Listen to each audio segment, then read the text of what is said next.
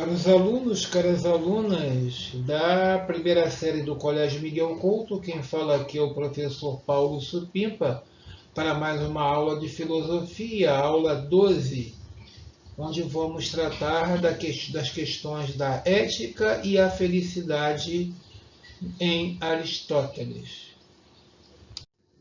Bem, os linguistas, estudiosos dos idiomas, basicamente da língua grega, nos dizem que a palavra ethos é de etimologia grega e significa comportamento, ação, atividade. E é dela que deriva a palavra ética. Então você vê aí no slide, a ética é, portanto, o estudo do comportamento, das ações, das escolhas e dos valores humanos. Modernamente, em filosofia, costuma-se usar o termo ética como a disciplina, né, um capítulo da filosofia que trata dos sistemas de moral de todas as culturas. Então, a ética também é muito interpretada como sendo o estudo da moral ou das morais. Mas no caso aqui, associado a Aristóteles, ligado ao tempo da filosofia clássica, vamos tratar assim, do modo como está no slide. Esse slide fala na essência humana, na racionalidade e, consequentemente, na felicidade e no bem-estar para o ser humano. Você vê informação no slide. Segundo Aristóteles, a perfeição para todo ser humano, todo ser vivo, inclusive, consiste no perfeito desenvolvimento da atividade que lhe é própria.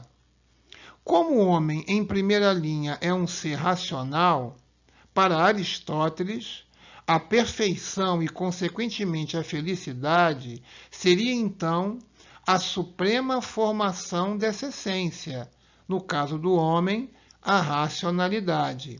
Nesse sentido, Aristóteles se aproxima bem do racionalismo platônico.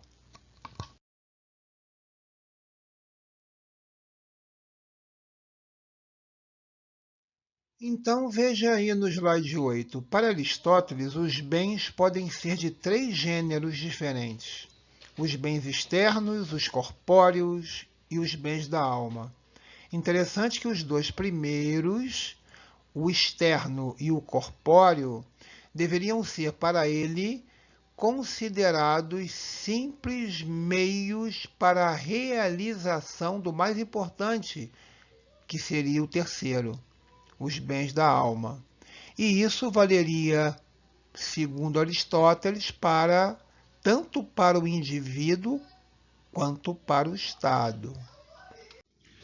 Bem, para Aristóteles, a política não seria outra coisa senão ética aplicada. Inclusive, deveria estar diretamente associada à virtude. Mas, vamos continuar aqui.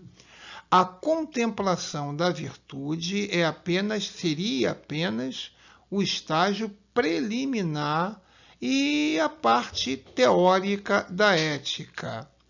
Mas a doutrina do Estado, o governo da polis, o sistema governamental, seria a parte prática e aplicada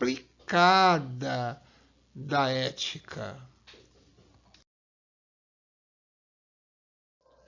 Bem, o termo eudaimonia ou eudemonismo seria um estado completo de autossuficiência.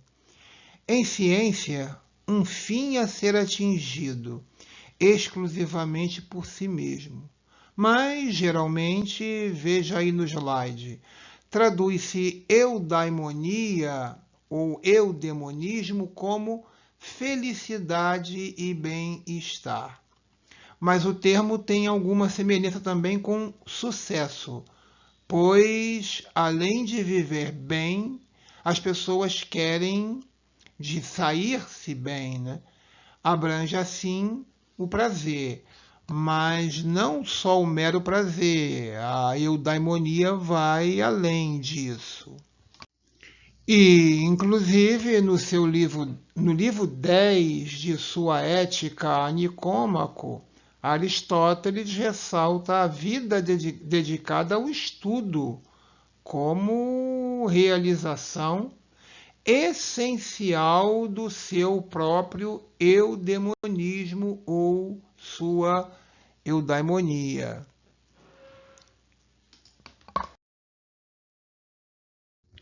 O eudemonismo pode ser entendido como toda doutrina moral que coloca o bem na felicidade, que deve ser então perseguida como um fim natural de toda a vida humana. Falando de outra forma, assume a felicidade como princípio e fundamento da vida moral. Mas a gente tem que fazer aqui uma distinção. Temos que esclarecer que eudemonismo não é sinônimo de hedonismo. O hedonismo, ele prega que o fim da ação humana é a obtenção do prazer imediato. Agora, duas vertentes.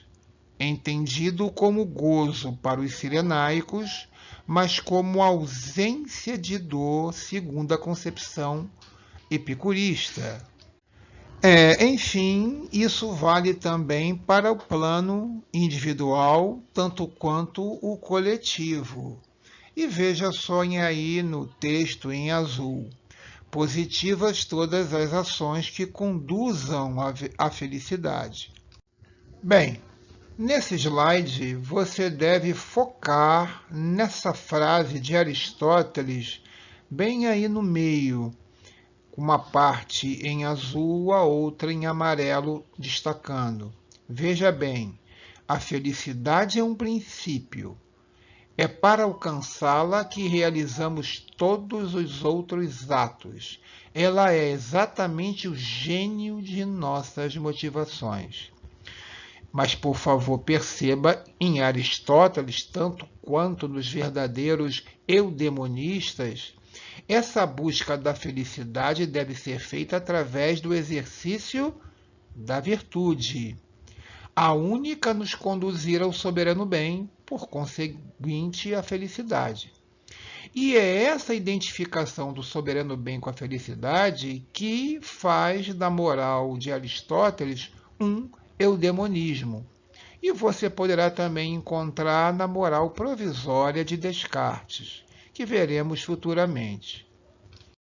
Bem, então que fique claro aqui que Aristóteles concebia a eudaimonia como um exercício ativo dos poderes da alma virtuosa, em conformidade com a razão, com a racionalidade que é a essência do ser humano.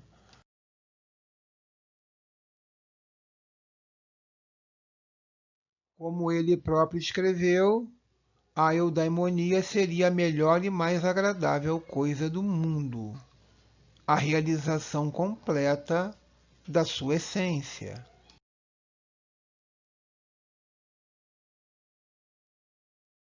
Bem, nesse slide você pode estar estranhando uma palavrinha possivelmente nova para você, dianoética, né? Bem, o que seriam virtudes dianoéticas? Para Aristóteles, seriam as virtudes do pensamento, da racionalização, ao passo que as virtudes éticas seriam as virtudes referentes ao próprio caráter do ser humano, né, a sua moral. Então veja aí no slide. Por virtudes dianoéticas, Aristóteles entendia as capacidades de conhecimento possíveis da alma racional. De acordo com Aristóteles, as virtudes dianoéticas são a arte, a ciência, a sabedoria prática, a sapiência e o intelecto. Bem, nesse nosso último slide, a ideia da mediania ou justa medida da ética aristotélica. Aristóteles acreditava que, em sua ética, ele escreveu, inclusive, que a virtude seria um meio termo entre dois vícios. Um vício por falta, outro vício por excesso. Então, a mediania seria você situar suas ações, seus desejos, suas atitudes na mediania. Por exemplo, inclusive o exemplo que ele deu, a coragem seria uma virtude. Mas se você não tem coragem, isso é uma falta, aí o nome é covardia e seria um vício. E se você tem coragem demais, corre perigos desnecessários, pessoas cuja adrenalina, né, como se fala, as levam a cometer assim riscos, práticas perigosas, pessoas que parece que não têm medo da morte, são os temerários. Então a coragem seria virtude, a falta dela seria o vício da covardia, o excesso seria o vício da temeridade. E aí você vê uma tabela tirada da internet, onde isso tem muita polêmica, sabe? Tem em cada site que você vê, em cada autor, eles trocam aí botam adjetivos diferentes, tal. Mas, por exemplo, veja no meio aí, mais um exemplo, a prudência. É bom ser uma pessoa prudente, é virtuoso. Agora, a falta da prudência é a moleza. E o excesso seria a ambição desmedida. E por aí vai. O importante é que você entenda, né, a ideia da justa medida, a mediania de Aristóteles. Inclusive no slide, vamos fechar com a leitura. Segundo Aristóteles, as qualidades do caráter podem ser dispostas de modo que identifiquemos nos extremos e a justa medida. Por exemplo, aí você vê a tabela.